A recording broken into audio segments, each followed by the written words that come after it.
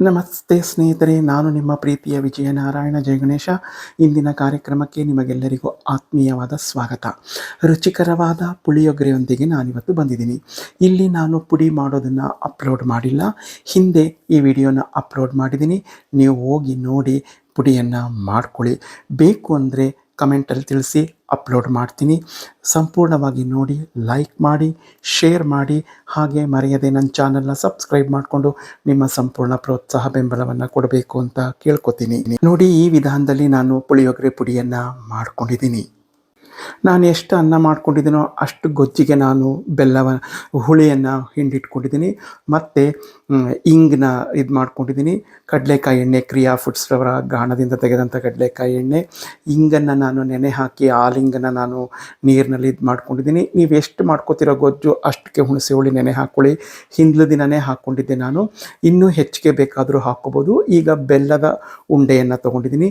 ನಿಮಗೆ ಎಷ್ಟು ಹುಣಸೆ ಹುಳಿ ಇರುತ್ತೋ ಅದರ 1.5 ಪಟ್ಟಷ್ಟು ಬೆಲ್ಲ ಇರಬೇಕು.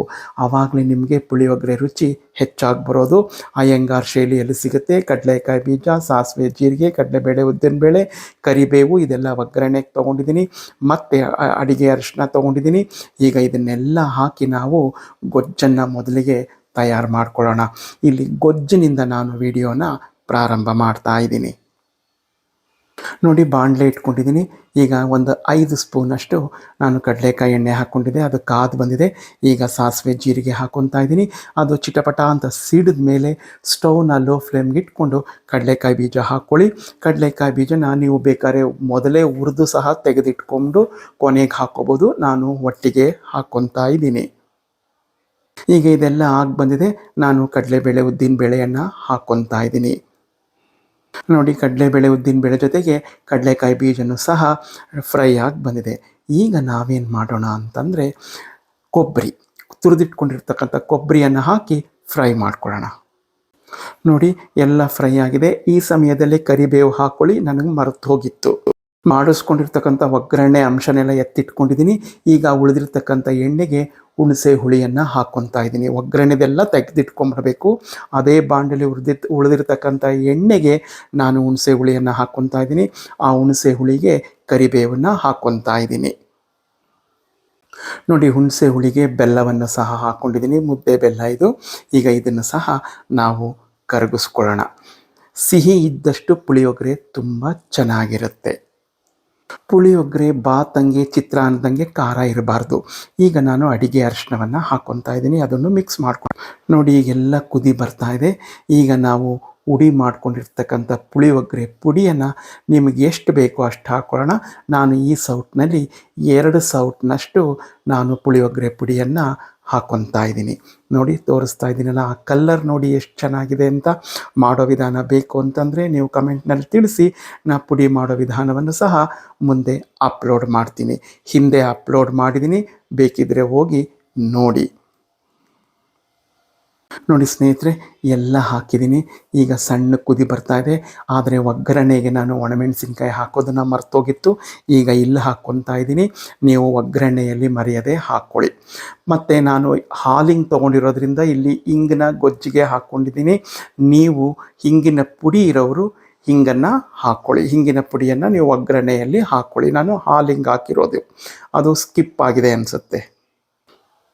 ಸಾರಿ, ಇಲ್ಲ, ಸ್ಕಿಪ್ ಆಗಿಲ್ಲ. ನೋಡಿ, ಈಗ ಹಾಕ್ಕೊತಾ ಇದ್ದೀನಿ ಹಾಲಿಂಗು. ನಾ ವಿಡಿಯೋ ಸ್ಕಿಪ್ ಆಗಿದೆ ಅಂತ ತಪ್ಪು ಮಾಹಿತಿ ಕೊಟ್ಬಿಟ್ಟೆ. ನೋಡಿ, ಈಗ ಹಾಕ್ತಾ ಇದ್ದೀನಿ. ಆ ವಿಡಿಯೋ ಇಲ್ವೇನೋ ಅಂದ್ಕೊಂಬಿಟ್ಟಿದ್ದೆ, ನಿಮಗೆ ತೋರಿಸಿದ್ದೆ ಆದರೆ ನಾನು ಹಿಂದೆ. ನೋಡಿ, ಈಗ ಎಲ್ಲ ಹಾಕ್ಕೊಳ್ಳೋಣ. ಹಿಂಗೆ ಹಾಕಿದ್ಮೇಲಂತೂ ಏನು ಘಮ ಘಮ ಘಮ ಘಮ ಘಮ ಘಮ ಅಂತ ಇದೆ ಗೊತ್ತಾ ಅಡುಗೆ ಮನೆಯೆಲ್ಲ. ನೋಡಿ, ಆಗ ಪುಳಿಯೋಗರೆ ಪುಡಿಯನ್ನು ಹಾಕ್ಕೊಂಡಿದ್ದೆ. ಈಗ ಮತ್ತೊಂದು ಪುಡಿಯನ್ನು ಹಾಕ್ಕೊತಾ ಇದ್ದೀನಿ. ಈ ಪುಡಿ ಏನು ಅನ್ನೋದನ್ನು ಕಡಲೆಬೇಳೆ ಮತ್ತು ಉದ್ದಿನಬೇಳೆ ಎಲ್ಲನೂ ಹುರಿದು, ಎಳ್ಳನ್ನು ಹುರಿದು ಸಪ್ರೇಟಾಗಿ ಹಾಕ್ಕೊಂಡಿದ್ದೀನಿ. ಆ ಪುಡಿಯನ್ನು ನೀವು ರಸಮ್ ಮಾಡೋಕ್ಕೂ ಸಹ ಉಪಯೋಗಿಸ್ಕೋಬೋದು. ನೋಡಿದ್ರಲ್ಲ, ಈ ರೀತಿ ಮಾಡ್ಕೊಳ್ಳಿ ನೀವು. ನಮ್ಮ ಮನೆಯಲ್ಲಿ ನಾವು ಇದೇ ರೀತಿ ಮಾಡೋದು. ಅಯ್ಯಂಗಾರ್ ಪುಳಿಯೋಗರೆ ಬಂದಂಗೆ ಬರುತ್ತೆ, ತುಂಬ ಚೆನ್ನಾಗಿರುತ್ತೆ. ಅದ್ಭುತವಾಗಿರುತ್ತೆ. ತಿನ್ನೋಕ್ಕಂತೂ ಬೊಂಬಟಾಗಿರುತ್ತೆ. ನಾನಂತೂ ವಾರದಲ್ಲಿ ಒಂದಿನ ಪುಳಿಯೋಗರೆ ಶುಕ್ರವಾರದ ಹೊತ್ತು ನಮ್ಮಲ್ಲಿ ಇದ್ದೇ ಇರುತ್ತೆ. ಎಲ್ಲರೂ ತುಂಬ ಚೆನ್ನಾಗಿ ಇಷ್ಟಪಟ್ಟು ತಿಂತೀವಿ. ಮಾಡೋ ವಿಧಾನ ಸಂಪೂರ್ಣವಾಗಿ ತೋರಿಸಿದ್ದೀನಿ. ಸ್ಕಿಪ್ ಮಾಡದೆ ನೋಡಿ ಹೇಗಿತ್ತು ಅಂತ ನನಗೆ ಕಮೆಂಟ್ನಲ್ಲಿ ಮರೆಯದೆ ತಿಳಿಸಿ. ಒಬ್ಬೊಬ್ಬರು ಒಂದೊಂದು ವಿಧಾನದಲ್ಲಿ ಪುಳಿಯೋಗರೆನ ಮಾಡ್ತಾರೆ. ನಾನು ನಮ್ಮ ಮನೆಯಲ್ಲಿ ನಮ್ಮ ತಾಯಿ ಸಾಂಪ್ರದಾಯಿಕ ಶೈಲಿಯಲ್ಲಿ ಹೇಗೆ ಮಾಡ್ತಾಯಿದ್ರು ಆ ರೀತಿಯಲ್ಲಿ ನಾನು ತೋರಿಸಿದ್ದೀನಿ. ಒಮ್ಮೆ ಟ್ರೈ ಮಾಡಿ ಹೇಗಿತ್ತು ಅಂತ ನನಗೆ ಕಮೆಂಟ್ನಲ್ಲಿ ಮರೆಯದೆ ತಿಳಿಸಿ. ಆವಾಗ ಒಗ್ಗರಣೆ ಎತ್ತಿಟ್ಕೊಂಡಿದ್ನಲ್ಲ ಅದನ್ನೆಲ್ಲ ಈ ಅನ್ನಕ್ಕೆ ಹಾಕ್ಕೊತಾ ಇದ್ದೀನಿ. ಈಗ ಸಂಪೂರ್ಣ ಗೊಜ್ಜನ್ನು ಹಾಕ್ಕೊಂಡು ಇದನ್ನು ಮಿಕ್ಸ್ ಮಾಡ್ಕೊತೀನಿ. ನೋಡಿ, ಸಂಪೂರ್ಣ ಮಿಕ್ಸ್ ಮಾಡಿ ಆಯಿತು. ಪುಳಿಯೋಗರೆ ಪುಡಿಯನ್ನು ಮಾಡಿದ್ಮೇಲೆ ಕಡಲೆಬೇಳೆ, ಉದ್ದಿನಬೇಳೆ, ಎಳ್ಳನ್ನ ಸಪ್ರೇಟಾಗಿ ಹುರ್ಕೊಂಡು ನೀವು ಮಾಡ್ಕೊಳ್ಳಿ, ಸಪ್ರೇಟ್ ಪುಡಿನ. ಯಾಕೆಂದರೆ ಈ ಹುಡಿ ಮಿಕ್ಕಿದ್ರೆ ನಾವು ರಸಮ್ ಸಹ ಅಥವಾ ತಿಳಿಸಾರು ಸಹ ಮಾಡ್ಕೋಬೋದು ಈ ಪುಳಿಯೋಗರೆ ಹುಡಿಯಲ್ಲಿ. ಅದಕ್ಕೆ ಕಡಲೆಬೇಳೆ, ಉದ್ದಿನಬೇಳೆ ಎಲ್ಲ ಮಿಕ್ಸ್ ಮಾಡಿಬಿಟ್ರೆ ಸರಿ ಹೋಗಲ್ಲ. ಅದಕ್ಕೆ ಸಪ್ರೇಟಾಗಿ ಹುರ್ಕೊಂಡು ಹಾಕೋದನ್ನು ನಿಮಗೆ ತೋರಿಸಿದ್ದೀನಿ. ಅದು ಪುಡಿ ಮಾಡೋ ವಿಧಾನದಲ್ಲಿ ನಿಮಗೆ ತೋರಿಸಿರ್ತೀನಿ. ನೀವು ಬೇಕಿದ್ದರೆ ಅಲ್ಲೋಗಿ ನೋಡಿ, ಮಾಡಿ ತಿನ್ನಿ. ಹೇಗಿತ್ತು ಅಂತ ನನಗೆ ತಿಳಿಸಿ. ಬಹಳ ಅದ್ಭುತವಾಗಿ ಬಂದಿದೆ. ಹಾಗೆ ಮತ್ತೊಂದು ಇಂಟ್ರೆಸ್ಟಿಂಗ್ ವಿಡಿಯೋಂದಿಗೆ ನಾಳೆ ಬರ್ತೀನಿ. ಟೇಕ್ ಕೇರ್, ಸಿ ಯು, ಬಾಯ್. ಜೈ ಗಣೇಶ, ನಮಸ್ಕಾರಗಳು.